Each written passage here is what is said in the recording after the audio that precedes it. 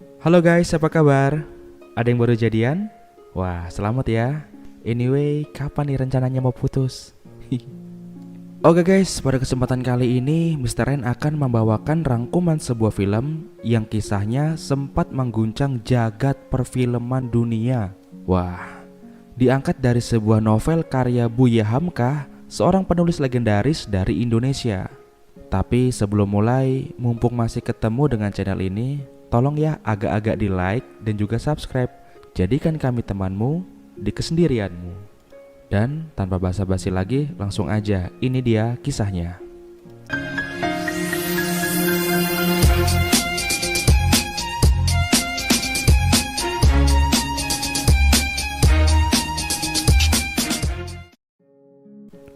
Film ini menceritakan perjalanan cinta seorang pemuda bernama Zainuddin, peranakan berdarah Minang dari sang ayah dan Makassar dari sang ibu. Pada tahun 1930, tepatnya di Makassar, Zainuddin berpamit pada orang tua angkatnya hendak merantau ke Minang, tempat asal-usul ayahnya. Dengan harapan dapat merubah nasibnya di negeri Minang yang katanya negeri beradat dan kaya raya itu. Singkat cerita, sampailah Zainuddin di Batipuh, dan dengan menggunakan delman, di malam hari sampailah Zainuddin di salah satu rumah keluarganya yang bernama Mande Jamilah. Namun ternyata di sini sepertinya Mande Jamilah tidak terlalu senang akan kedatangan Zainuddin. Karena Mande Jamilah tahu kedatangan Zainuddin ke sini pasti bukan waktu yang sebentar dan akan menjadi beban. Zainuddin yang dalam hatinya menyadari hal itu, akhirnya menyodorkan sedikit uang pada Mande Jamilah. Dan kontan saja, raut wajah serta sikap Mande Jamilah pun berubah menjadi ramah setelah menerima uang tersebut. Keesokan harinya, di pagi hari, Zainuddin ditemani pamannya melihat-lihat suasana asri di tempat tinggal barunya. Tak sengaja Zainuddin melihat seorang gadis cantik yang lewat menaiki delman tersenyum dengan ramahnya.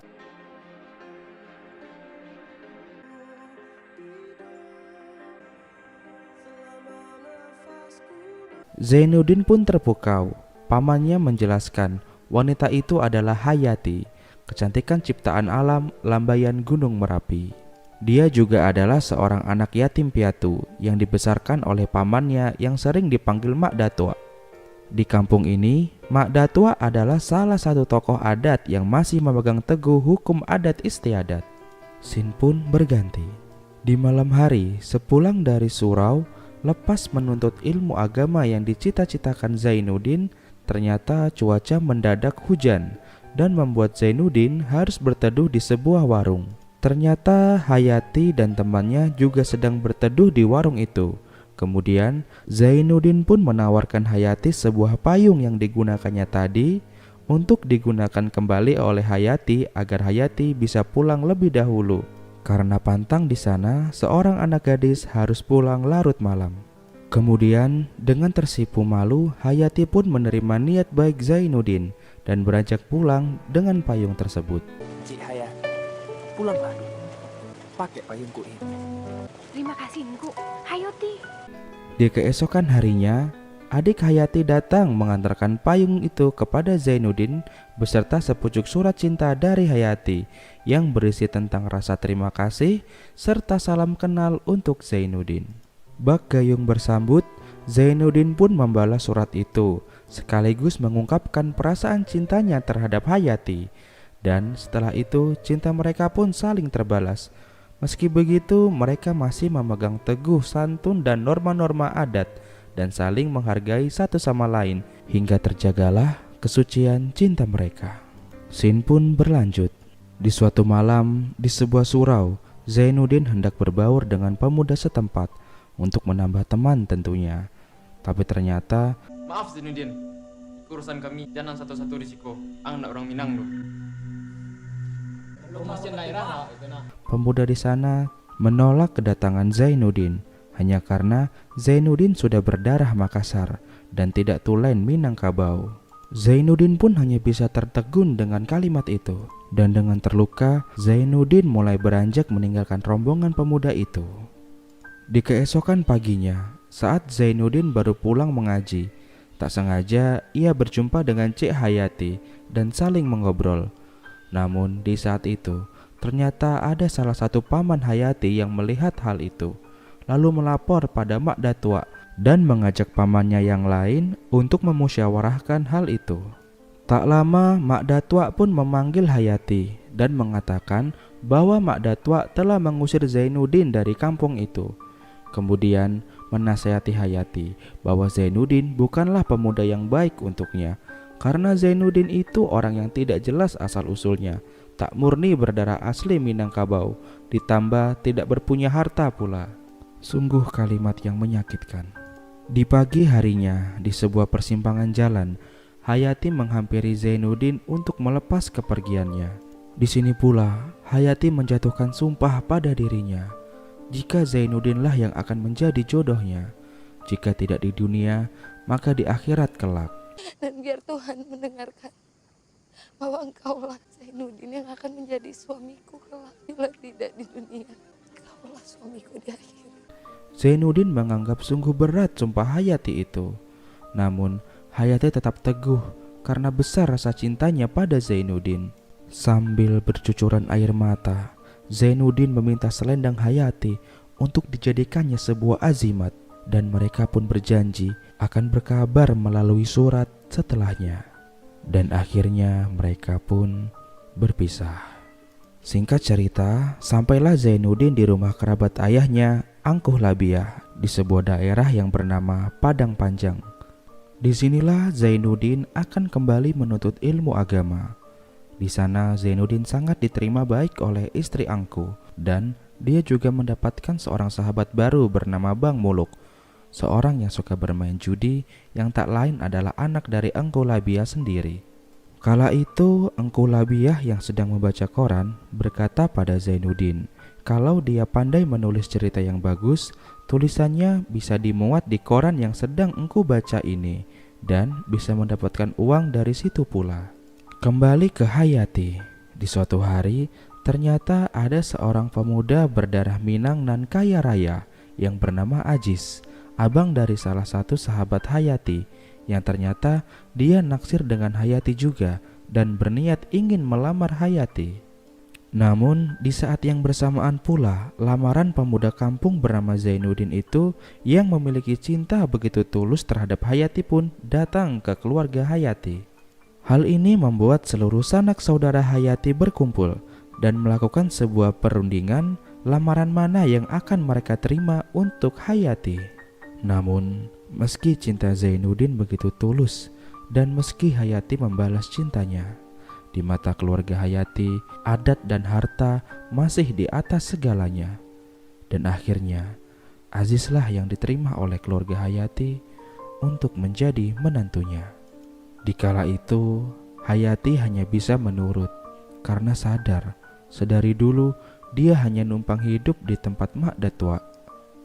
Beberapa hari setelah itu pun, sepucuk surat datang untuk Zainuddin yang isinya tentang sebuah penolakan lamarannya dari Mak Datua yang membuat hati Zainuddin terluka dan hati saya sebagai penonton juga kesal. Karena tidak dapat kata sepakat, lamaran Zainuddin kami tolak.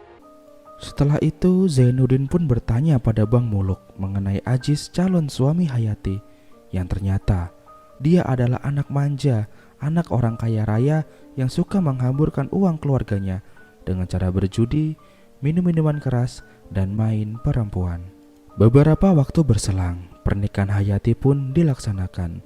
Di samping itu, Zainuddin juga mendapat sepucuk surat dari Hayati yang isinya sebuah permintaan maaf dan mengatakan bahwa ini adalah keputusan dari Hayati sendiri. Hayati juga berkata bahwa dia orang miskin dan Zainuddin orang melarat pula, maka tak akan sanggup membangun rumah tangga. Sayalah yang telah mengambil putusan. Engkau tahu bahwa saya seorang gadis yang miskin dan engkau pun hidup dalam melarat pula. Tak cukup untuk menegakkan rumah tangga. Sungguh menyakitkan hati. Membaca hal itu, hati Zainuddin hancur seperti tersayat-sayat sabitan pedang. Jiwa Zainuddin yang terguncang begitu hebatnya akhirnya tak kuasa dan jatuh sakit. 2 bulan lamanya terbaring di atas tempat tidur. Hampir mati Zainuddin dibuatnya. Keluarga yang tak tega melihat kondisi Zainuddin yang sudah setengah menggila ini pun akhirnya menyurati kepada keluarga Hayati agar kiranya Hayati sudi datang menjenguk Zainuddin yang sedang terluka batinnya ini. Kaukah itu Hayati? Sudah sembuh saya dari sakitku. Saya sudah lama menunggu kedatanganmu. Marilah duduk kekasihku. Setelah itu, Hayati yang masih mencintai Zainuddin pun bersama Aji suaminya datang untuk menjenguknya. Awalnya Zainuddin merasa senang akan kedatangan Hayati. Namun, setelah melihat cincin emas di jari manis Hayati, Zainuddin pun tersadar bahwa Hayati kini sudah kepunyaan orang. Hatinya pun kembali hancur. Sudah kepunyaan orang lain. Oh, sudah hilang dari tangan saya. Harap saya menyentuh tanganmu. Setelah kejadian itu, Bang Muluk yang begitu prihatin melihat kondisi Zainuddin berusaha memberinya sebuah motivasi hidup. Bang Muluk meyakinkan Zainuddin bahwa dunia itu luas, wanita itu masih banyak. Zainuddin harus bisa menunjukkan pada wanita itu kalau Zainuddin juga bisa sukses dan membuatnya menyesal dan merangkak mengemis cinta untuk kembali kepada Zainuddin. Dan tak lupa, Bang Muluk juga menyarankan Zainuddin untuk menulis kembali. Karena menurut Bang Muluk, tulisan yang ditulis oleh seorang penulis yang sedang sakit hati maka akan memunculkan banyak inspirasi. Mendengar perkataan Bang Muluk, akhirnya Zainuddin pun memutuskan untuk bangkit kembali. Melihat tekad Zainuddin yang ingin memperbaiki diri, Bang Muluk pun jadi terinspirasi dan ingin ikut juga memperbaiki dirinya yang dari seorang preman pasar menjadi orang yang lebih baik lagi. Bang Muluk berkata bahwa dia mau ikut menemani Zainuddin ke Jakarta. Zainuddin yang mendengar tawaran Bang Muluk itu pun menjadi senang dan berjanji bahwa mereka akan sesenang dan sependeritaan bersama. Apa yang dimakan Zainuddin kelak, maka itu juga yang akan Bang Muluk makan. Janjiku apa yang saya makan adalah apa yang Bang Muluk. Sampai mati jadi sahabat. Sampai mati jadi sahabat. Dan perjalanan mereka pun dimulai. Singkatnya, sesampai di Jakarta, Zainuddin pun mulai bekerja sebagai penulis kolom cerita di salah satu koran harian ternama di sana. Tak disangka ternyata tulisan Zainuddin yang berasal dari pengalamannya dapat memikat hati banyak pembaca. Saking larisnya, hingga pihak redaksi pun memutuskan bahwa cerita Zainuddin itu akan dikemas dalam bentuk novel. Dan novel pertama Zainuddin itu diberi judul Terusir. Zainuddin tidak mencantumkan namanya di karya tersebut. Dia hanya mencantumkan inisial Z untuk menutupi identitasnya. Sementara di sisi lain, Hayati tengah mencoba mencintai Aziz suaminya dengan segala fasilitas dan kemewahannya. Hari demi hari pun berganti. Zainuddin pun semakin ternama di kalangan jurnalis. Hingga sampai pada suatu masa, seorang jurnalis sekaligus pengusaha senior menawarkan Zainuddin untuk mengurus sebuah percetakan yang sudah tak terurus di Surabaya. Zainuddin pun menerimanya, dan tak lupa dia pun mengajak Bang Muluk untuk ikut pergi ke Surabaya. Sementara Hayati kini mulai resah dan jenuh akan kelakuan Aji suaminya, yang kini sudah mulai berubah menjadi kasar terhadapnya. Hingga suatu ketika sahabat lama Hayati datang menjenguknya dan memberinya sebuah oleh-oleh berupa buku novel yang berjudul Terusir. Di sini sahabat Hayati mengatakan bahwa kisah di dalam novel ini teramat mirip dengan kisah kehidupan Zainuddin, dan tanpa mereka ketahui bahwa memang yang menulis novel itu adalah Zainuddin. Di sisi lain, kini kehidupan Zainuddin pun semakin sukses. Hidupnya kini penuh kemewahan. Bahkan dia berhasil membeli sebuah rumah yang teramat mewah dan besar pula. Tak sampai di situ, bahkan Zainuddin juga sudah membeli sebuah mobil. Dan bukan hanya kaya, Zainuddin pun menjadi orang yang sangat dermawan. Kembali ke Hayati yang hidupnya semakin menderita akan perilaku suaminya yang sering pulang larut malam. Pada suatu ketika, Aziz diharuskan pindah tugas ke Surabaya. Dan mau tak mau, Hayati pun harus ikut bersamanya. Singkat cerita, sesampainya di Surabaya, di sana mereka mengontrak sebuah rumah. Namun, meski sudah pindah rumah dan tempat tinggal sekalipun, sikap Aziz masih tidak berubah. dia masih sering pulang larut malam untuk melampiaskan hobi berjudinya. Dan Hayati pun selalu ditinggal sendirian di rumah dan hanya ditemani sebuah novel berjudul Terusir Gibahan Z. Hingga suatu hari Ajis mendapat sebuah undangan ke perkumpulan anak rantau Minang yang bertema opera Terusir yang saat itu sedang populer di Indonesia. Ketika menghadiri acara itu dan menyaksikan opera Terusir, Hayati tak kuasa menahan tetesan air mata karena opera tersebut benar-benar mirip menampilkan kisah cintanya dahulu saat masih bersama Zainuddin. Setelah opera itu selesai, beberapa saat kemudian, betapa terkejutnya Ajis dan Hayati bahwa ternyata yang memiliki rumah mewah dan pengarang novel tersebut adalah benar Zainuddin.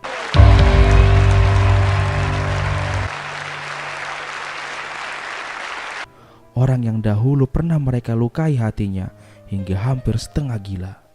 Keesokan harinya, di kediaman Hayati dan Ajis, tiba-tiba didatangi oleh 3 orang penagih hutang yang ternyata diketahui bahwa Ajis terlilit hutang yang teramat banyak dan sudah seminggu pula Ajis dipecat dari kantornya.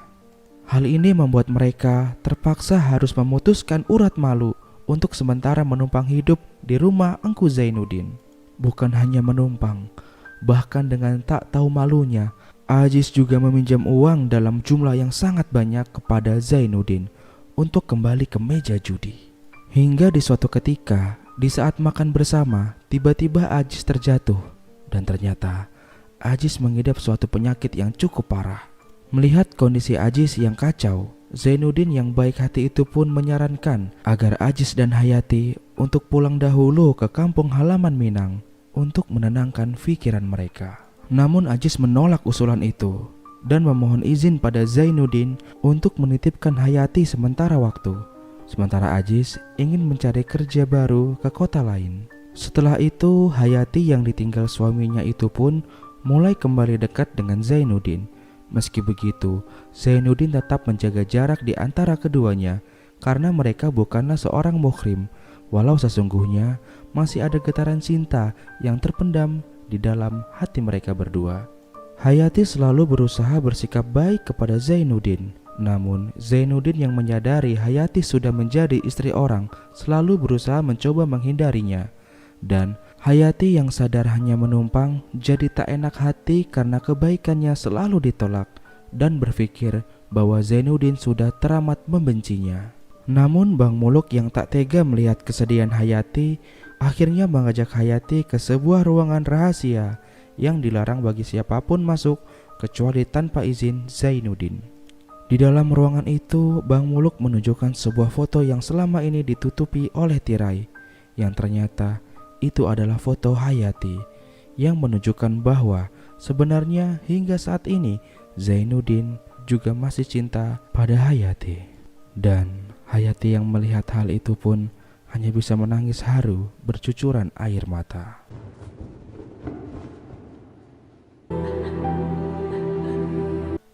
Di suatu pagi, Zainuddin datang membawa sebuah surat untuk Hayati, yang ternyata surat itu adalah surat dari suaminya, Ajis, yang menyatakan bahwa dia sudah tak sanggup lagi dengan beban hidupnya, sekaligus meminta maaf pada Zainuddin karena dulu sudah merusak keharmonisan cintanya dengan memaksa merebut Hayati dari sisi Zainuddin. Dan melalui perantaran surat ini pula, Ajis menyerahkan sepenuhnya Hayati kembali kepada Zainuddin. Dan bersamaan surat ini juga ternyata Ajis sudah mengakhiri hidupnya dengan begitu tragis dan mengerikan. Beberapa minggu kemudian atau bahkan sebulan, Hayati kini sudah menjadi janda, mencoba mengungkapkan pada Zainuddin bahwa sesungguhnya masih ada cinta di hatinya dan berharap Zainuddin mau menerimanya kembali. Namun dengan penuh keegoisan yang tak jujur, Zainuddin yang sudah pernah terluka yang teramat dalam hatinya menolak harapan cinta itu. Maaf, kau regas segenap pucuk pengharapanku. Kau patahkan, kau minta maaf. Zainuddin berkata, pantang pisang berbuah 2 kali, pantang pemuda memakan sisa. Pantang pisang berbuah 2 kali, pantang pemuda makan sisa. Lalu Zainuddin menyuruh Hayati pulang ke kampung halamannya untuk kembali pada nenek mamanya yang katanya beradat dan berlembaga itu, sekaligus yang pernah melukai hati Zainuddin, pemuda kampung yang tak jelas asal-usulnya, tak tulen Minangkabau. Keesokan harinya, Hayati diantarkan Bang Muluk pergi ke pelabuhan untuk melepas kepergian Hayati di sana. Sebuah kapal besar bernama Van der Wijk berlabuh gagah di sana. Sebelum pergi, Hayati menitipkan sepucuk surat untuk Zainuddin kepada Bang Muluk. Sesampainya di rumah, Bang Muluk menyerahkan surat itu pada Zainuddin, dan Bang Muluk pun berusaha membuka mata Zainuddin bahwa sesungguhnya ini adalah kesempatan besar Zainuddin untuk mendapatkan kembali cintanya yang dulu pernah hilang. Karena Bang Muluk sadar bahwa cinta Hayati itu pun adalah cinta yang tulus, yang selama ini mereka salah sangkakan. Zainuddin yang tersadar akan hal itu pun akhirnya menyesal dan berusaha menyusul Hayati. Namun disayangkan, ternyata kapal Van der Wijk yang ditumpangi oleh Hayati sudah berangkat. Namun Zainuddin tidak menyerah. Zainuddin pun bergegas menyusul Hayati melalui jalur darat dengan kereta api menuju Jakarta. Namun di keesokan harinya saat Zainuddin hendak berangkat, ternyata sudah tersiar kabar bahwa kapal Van der Wijk yang ditumpangi Hayati tenggelam dan para korban diungsikan di daerah Lamongan. Zainuddin dan Bang Muluk pun segera pergi ke sebuah rumah sakit di daerah Lamongan. Setelah lama mencari, akhirnya mereka menemukan Hayati yang kondisinya hampir sakratul maut, yang masih terus menggenggam foto Zainuddin. Zainuddin pun tak kuasa menahan tangis kesedihannya melihat Hayati. Zainuddin mengungkapkan semua perasaan cintanya pada Hayati, dan Hayati pun mengungkapkan betapa besar cinta itu, cinta yang dimiliki Hayati untuk seorang Zainuddin. Namun sepertinya takdir kembali berkata lain. Di penghujung hayatnya, Hayati meminta Zainuddin untuk mengucapkan 2 kalimat suci, yaitu kalimat syahadat untuk melepas kepergiannya. Bacakan 2 kalimat suci di telingaku, Zainuddin. Karena saat itu Hayati merasa bahwa dia sudah waktunya berpulang kepada Sang Maha Esa. Seiring selesainya Zainuddin mengucapkan kalimat itu, Hayati, sang kekasih hati tercinta pun turut menutup matanya dan menghembuskan nafas terakhirnya.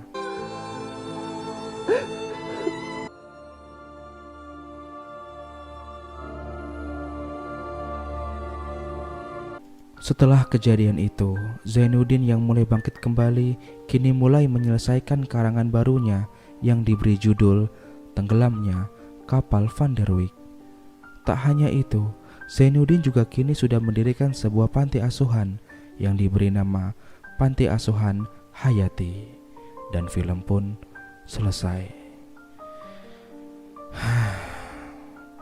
Bagaimana teman-teman?